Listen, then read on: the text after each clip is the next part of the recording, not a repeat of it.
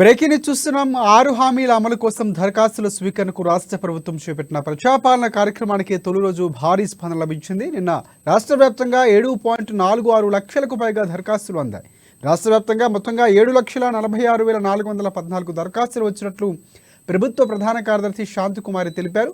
గ్రామీణ ప్రాంతాల్లో 2,88,711 దరఖాస్తులు రాగా జిహెచ్ఎంసీతో పాటు పట్టణ ప్రాంతాల్లో 4,57,703 దరఖాస్తులు వచ్చాయని తెలిపారు.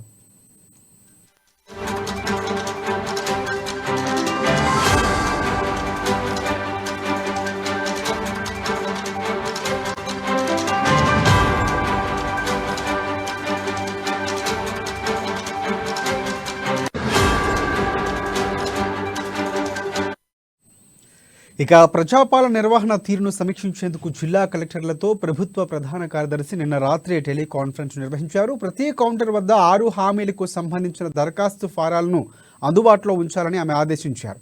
ఈ దరఖాస్తు ఫారంల విక్రయాలకు పాల్పడుతున్న వారిపై కఠిన చర్యలు తీసుకోవాలని కూడా అధికారులను ఆమె కోరారు. దరఖాస్తులు ఇచ్చేందుకు గ్రామ సభలకు వచ్చే వారికి తాగునీరు, ఇతర మౌలిక వసతులు కల్పించాలన్నారు. కౌంటర్ల వద్ద క్యూలు సక్రమంగా ఉండేలా చూడాలని అధికారులకు సూచించారు. ప్రతి 100 కుటుంబాలకు ఒక కౌంటర్ ఏర్పాటు చేయాలని ప్రభుత్వ ప్రధాన కార్యదర్శి తెలిపారు. ఫాలో అప్ కోసం దరఖాస్తుదారులకు ప్రత్యేక నంబర్ను అందించబోతున్నట్లు కూడా సీఎస్ తెలిపారు.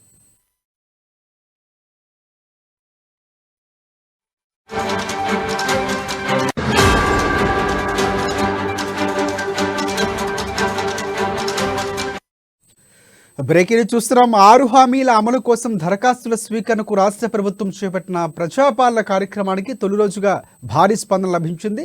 నిన్న రాష్ట్ర వ్యాప్తంగా 7.46 లక్షలకు పైగా దరఖాస్తులు అందాయి.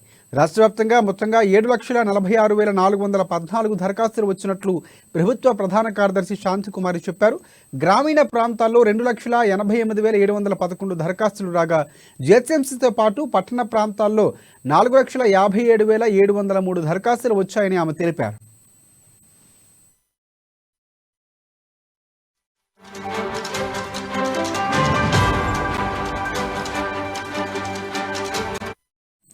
ఇక ప్రజాపాలన నిర్వహణ తీరును సమీక్షించేందుకు జిల్లా కలెక్టర్లతో ప్రభుత్వ ప్రధాన కార్యదర్శి నిన్న రాత్రి టెలికాన్ఫరెన్స్ నిర్వహించారు. ప్రతి కౌంటర్ వద్ద 6 హామీలకు సంబంధించిన దరఖాస్తు ఫారాలను అందుబాటులో ఉంచాలని ఆమె ఆదేశించారు. ఈ దరఖాస్తు ఫారంల విక్రయాలకు పాల్పడుతున్న వారిపై కఠిన చర్యలు తీసుకోవాలని అధికారులను కోరారు. దరఖాస్తులు ఇచ్చేందుకు గ్రామ సభలకు వచ్చే వారికి తాగునీరు, ఇతర మౌలిక వసతులు కల్పించాలన్నారు. కౌంటర్ల వద్ద క్యూలు సక్రమంగా ఉండేలా చూడాలని అధికారులకు సూచించారు. ప్రతి 100 కుటుంబాలకు ఒక కౌంటర్ ఏర్పాటు చేయాలని ప్రభుత్వ ప్రధాన కార్యదర్శి కోరారు. ఫాలోఅప్ కోసం దరఖాస్తుదారులకు ప్రత్యేక నంబర్ను అందించనున్నట్లు సీఎస్ తెలిపారు.